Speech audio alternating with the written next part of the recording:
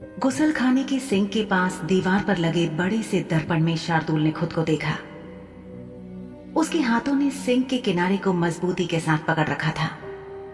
अगर इस वक्त वो अपनी पूरी ताकत का इस्तेमाल करता तो सिंक के टूटने और उस लड़की के जाग जाने की संभावना थी जो अभी बिस्तर पर सोई हुई थी। शार्दुल की गहरे लाल रंग की आंख, जो काले और लाल रंग से संघर्ष कर रही थी, आखिरकार बदल गई और उसकी दोनों आंखें काली हो गईं। शार्दुल ने उन्हें गौर से देखा। उसकी आंखों के कोनों में मिट्टी में किसी पेड़ की जड़ों की तरह बिखरी हुई महीन रेखाएं बन रही थी, जो उसकी आंखों के किनारे से उसकी कनपटियों तक फैली हुई थी। बड़े होने पर शुद्ध खून वाले पिशाचों को अपने नुकीले पिशाची दांतों को बस में रखना आ जाता था, लेकिन शार्दुल के नुकीले दांत खुद ब खुद बाहर आ गए थे। उसके मुंह से निकलने वाले नुकीले बड़े दांत उसे किसी जंगली जानवर से कम नहीं दिखा रहे थे। बाहर कुछ सरसराहट सुनकर उसका चेहरा घूमा और वो पीछे की ओर देखने लगा। ये हवा की आवाज थी जो खिड़की के रास्ते शार्दुल के कमरे में आकर पर्दों को हिला रही थी। बाहर बारिश शुरू हो चुकी थी। शार्दुल ने अपना चेहरा वापस घुमाया और शीशे में खुद को देखने लगा। उसकी आंखें खुद से मिली। उसके दिमाग में यादें उभरने लगी जिन्हें वो ऐसे महसूस कर सकता था कि मानो कल की ही बात हो। ये उसके बचपन के दिनों की बात थी। पूरा घटनाक्रम शार्दुल की आंखों के सामने चलने लगा। कुछ साल पहले की बात है, जब शार्दुल और अवंतिका दोनों छोटे बच्चे थे। शार्दुल की मां महजबीन बीमार थी और बिस्तर पर लेटी हुई थी। शार्दुल ने उनका हाथ पकड़ा हुआ था। आप ठीक हो जाओगी मां? शार्दुल की मां को एक दुर्लभ बीमारी थी और उसी वजह से उनकी मौत हुई थी। यह रोग हर 5000 पिशाचों में से एक को ही होता था। उनकी आंखों में उसी तरह काले घेरे होने लगे थे जैसे बीमार होने पर इंसानों की आंखों में दिखते थे। उनका शरीर अब खून का उपयोग नहीं कर सकता था क्योंकि उनके शरीर ने खून को पचाना बंद कर दिया था। खून, जो एक पिशाच के भोजन का सबसे आवश्यक हिस्सा था, उसकी कमी के कारण वो महिला धीरे धीरे अपने शरीर की ताकत को खो रही थी। उनकी नजर कमजोरी के कारण बहुत कमजोर हो गई थी। हालांकि उन्होंने कभी भी इसके बारे में किसी से कुछ भी नहीं कहा, लेकिन शार्दुल एक समझदार बच्चा था जो सब देखता और समझता था। बेशक मैं ठीक हो जाऊंगी। अभी तो मुझे तुम दोनों को नदी में तैरना भी सिखाना है। शार्दुल की मां महजबीन की त्वचा पीली पड़ने लगी थी। उन्हें देखकर कोई भी आसानी से कह सकता था कि उनके पास शायद कुछ ही दिन बचे थे।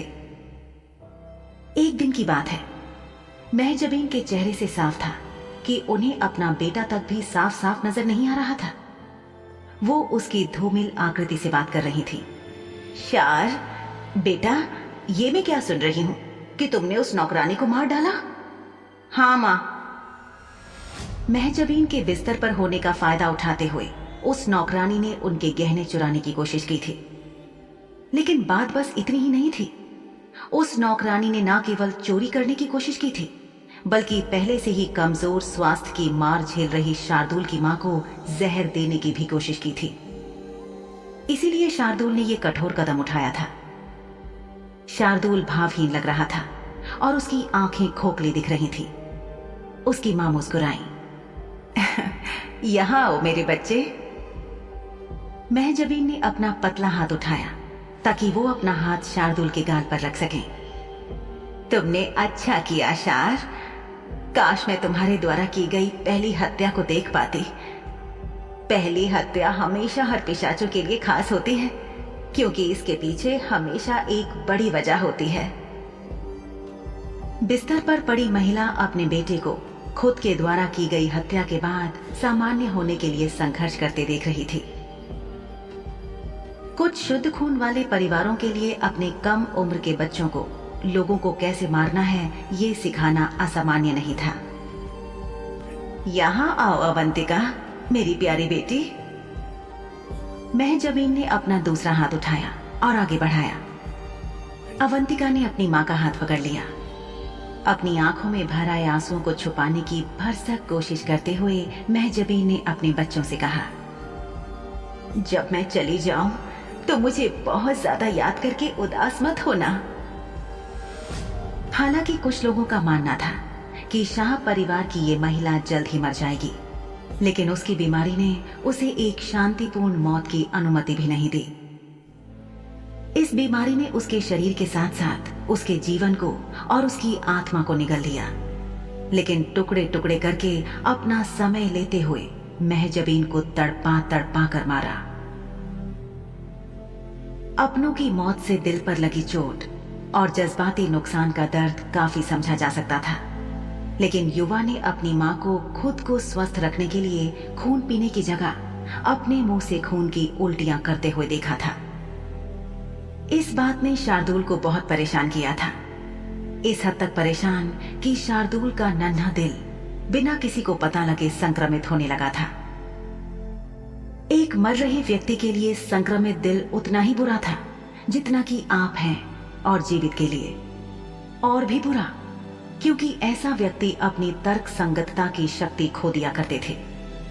शायद यही एक कारण था कि युवा लड़का अपनी मरती हुई मां के साथ पल पल एकाकार हो रहा था।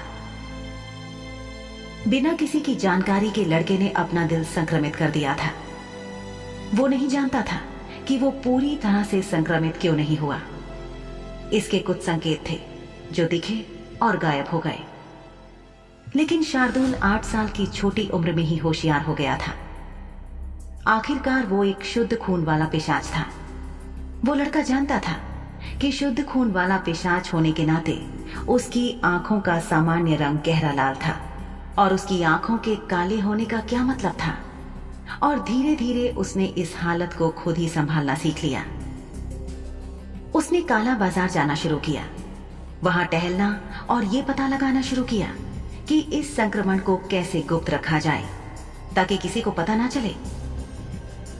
दुर्भाग्य से सब कुछ एक रहस्य के तहत नहीं रखा जा सका, क्योंकि उसकी बहन अवंतिका और उसके चचेरे भाई अरमान को इसके बारे में पता चल गया था। शार्दुल ने आईने में अपने प्रतिबिंब को देखा। उसकी आंखों के आसपास की नसें जो ऊपर उठी थीं, वो जैसे उबलने लगी। अरमान ने उसकी आंखों और उसकी रगों में बहने वाले खून का परीक्षण करवा के ये पता लगा लिया था कि शार्दुल को संक्रमण तो हुआ था, लेकिन वो पहले चरण से आगे नहीं बढ़ा था, जिसका मतलब था कि ये आगे नहीं बढ़ेगा, कम से कम अभी कुछ समय के लिए तो नहीं।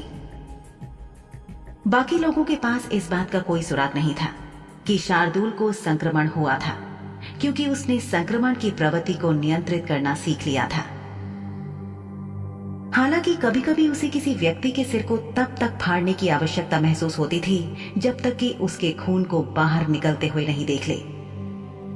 इस बात ने शार्दुल को आश्चर्यचकित कर दिया था। वो सोचता था कि क्या ये उसके स्वभाव का हिस्सा था या थोड़ा संक्रमित होने के कारण वो ऐसा बन गया था। कुछ उच्च अधिकारियों को सूचित करना पड़ा था और शार्दुल उनका बहुत पसंदीदा प्राणी बन गया था, क्योंकि उसका संक्रमण कभी भी पूरी तरह नहीं पनप पाया था। शुद्ध खून वाले पिशाचों की दुनिया में दिल का संक्रमण कभी भी एक अच्छा संकेत नहीं था। शार्दुल के दिमाग में अक्सर सवाल आता था कि वो कैसे बच गया, जबकि इस संक्रमण से बीमार हुए पिशाच अंधाधुंध हत्याओं को अंजाम देने लग जाते थे। कुछ था जो उसे बचा रहा था, उसे जिंदा रखे हुए था। शार्दुल ने अपनी आंखें झपकाई तो वो दोनों लाल रंग की हो गईं। एक कुटिल मुस्कान उसके होठों पर फैल गई। गुसल खाने से बाहर आकर शार्दुल ने जो कमीज पहनी थी उसे उतार दिया। बिस्तर पर जाकर उसने शिजा को देखा, जो नींद में खिसक कर शार्दुल की तरफ आ गई थी। शार्दुल ने उससे झूठ नहीं कहा था कि शिजा के खून का स्वाद मीठा था। क्या इसलिए कि वो एक सफेद चुड़ैल थी? वो उसके माता पिता के बारे में सोचने लगा। अब जब वो जानता था कि शिजा एक चुड़ैल है, तो वो सोचने लगा कि हो सकता था कि शिजा के पिता एक सफेद भूत थे, यानी पुरुष चुड़ैल थे। संभव था कि वे अपनी इंसानी बीवी और बच्ची को छोड़कर भाग गए थे। 1 घंटे में दूसरी बार शार्दुल का हाथ शिजा को फिर से छूने के लिए वापस पहुंचा। इस बार उसने शिजा के बालों को दूर धकेल दिया।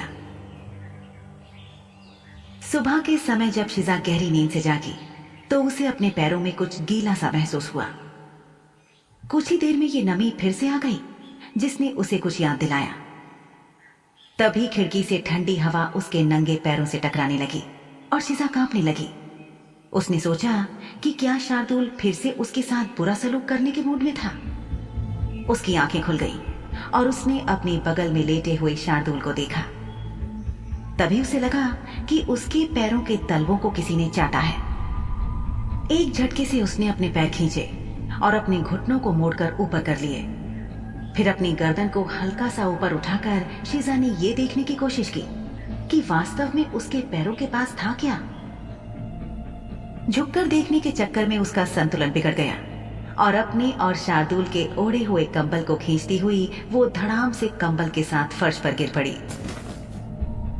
शिजा की जमीन पर गिरने की आवाज ने शार्दुल को चौंका दिया और वो जाग गया। उसने देखा कि शिजा नीचे बैठी डर से कांपती हुई एक तरफ देख रही है। शार्दुल की आंखों ने शिजा की दृष्टि का पीछा किया तो उसके होंठों पर एक मुस्कुराहट आ गई। ये शार्दुल का पालतू कुत्ता था जो किसी बड़े भेड़िए जैसा दिखता था। शिजा ने भेड़िए जैसे कुत्ते को अपनी तरफ घूरते हुए देखा। एक छलांग लगाकर भौंकता हुआ वो शिजा के बिल्कुल सामने आकर खड़ा हो गया। उसकी पूंछ थोड़ी हिल रही थी। शिजा ने कनखियों से देखा। शार्दुल जाग चुका था और बिस्तर पर बैठा था। क्या ये आपका कुत्ता है? अपना सवाल पूछकर शिजा वापस घूमी तो पाया कि वो बड़ा सा कुत्ता उसके और पास आ चुका था और अब उसके ठीक बगल में खड़ा था। बादशाह से मिलो। ये भेड़िए की एक नस्ल है जो मुझे जंगल में मिला था। मुझे नहीं पता था कि आपके पास एक पालतू जानवर है। शिजा सोचने लगी, तो क्या ये रोज हवेली में होता था? उसे शाह हवेली में आए लगभग 1 हफ्ता हो चुका था, लेकिन आज से पहले उसने कभी इस भेड़िए को नहीं देखा था। वो महसूस कर सकती थी कि जानवर उसे घूर रहा है। उसकी आंखें भी शिजा के मालिक जैसी समझदारी से भरी थी और उसकी पुतलियां एकदम लाल। वो भेड़िए नुमा कुत्ता या कुत्ते नुमा भेड़िया जो भी था एक बार फिर से भौंका और शिजा के जिस्म से बची खुची नींद भी एक पल में उड़न छू हो गई। क्या ये भी पिशाच है? क्या वाकई? शार्दुल ने चौंक कर कहा। फिर उसके चेहरे पर एक मुस्कान आ गई।